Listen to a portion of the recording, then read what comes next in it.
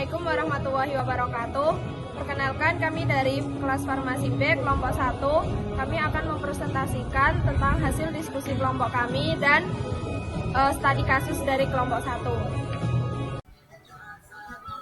Untuk studi kasus yang pertama yaitu pasien diabetes dengan resiko defisiensi nutrisi. Untuk deskripsi kasusnya, seorang pasien penderita DM tipe 2 telah menggunakan obat hipoglikemik oral, misalnya metformin, selama beberapa tahun. Pasien mulai mengalami defisiensi vitamin B12 akibat dari efek samping pengobatan tersebut yang menyebabkan neuropati ringan dan kelelahan. Untuk solusi, penggunaan nutraseutika untuk membantu memperbaiki defisiensi nutrisi pasien dan mekanisme kerjanya akan dijelaskan oleh teman kami. Baik, untuk yang pertama yaitu ada mekanisme kerja vitamin B12. Yang pertama yaitu peningkatan produksi sel darah merah. Suplementasi vitamin B12 meningkatkan sintesis DNA yang esensial untuk pembentukan sel darah merah di sumsum tulang. Kemudian yang kedua ada fungsi neurologis. Vitamin B12 berperan menjaga kesehatan sistem saraf pusat untuk membantu pembentukan mielin dan juga lapisan pelindung serabut saraf. Defisiensi vitamin ini menyebabkan gangguan neurologis. Kemudian yang ketiga ada mekanisme penyerapan. Suplementasi vitamin B12 melalui injeksi intramuskular lebih efektif untuk masalah penyerapan di saluran pencernaan. Untuk yang kedua, mekanisme kerja asam folat. Asam folat dan vitamin B12 dikombinasikan untuk mengubah homosistein menjadi metionin, yang turut menurunkan resiko penyakit kardiovaskular. Selanjutnya, asam folat dan vitamin B12 diperlukan untuk sintesis DNA yang esensial untuk pembelahan sel dan pembentukan eritrosit.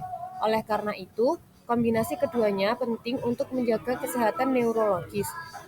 Efeknya terhambatnya absorpsi nutraseutika dan anemia.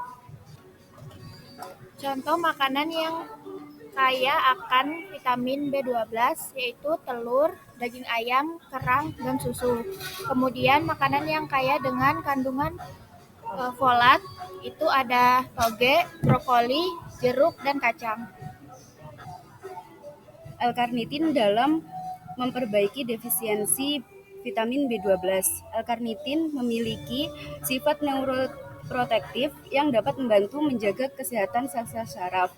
Yang kedua, L-karnitin berfungsi sebagai transporter asam lemak ke dalam mitokondria untuk diubah menjadi energi, sehingga membantu mengatasi gejala kelelahan. Yang ketiga, L-karnitin membantu mengurangi nyeri saraf dan meningkatkan fungsi saraf pada pasien dengan neuropatik yang seringkali terkait dengan kekurangan vitamin B12. Untuk topik diskusinya, menurut Stephen Devlis dan Brian Lockwood, bagaimana nutraseutika didefinisikan dan apa perbedaannya utamanya dengan obat konvensional? Nutraseutika adalah istilah yang diciptakan oleh Dr. Stephen Devlis pada tahun 1989 untuk merujuk pada produk yang berasal dari makanan yang memiliki manfaat kesehatan. Produk ini tidak hanya berfungsi sebagai sumber nutrisi, tetapi juga memiliki potensi untuk suplemen makanan, ekstrak herbal, dan bahan tambahan lainnya. Brian Lockwood menekankan bahwa nutraseutika tidak perlu menjalani uji klinis yang ketat seperti yang diperlukan untuk obat konvensional.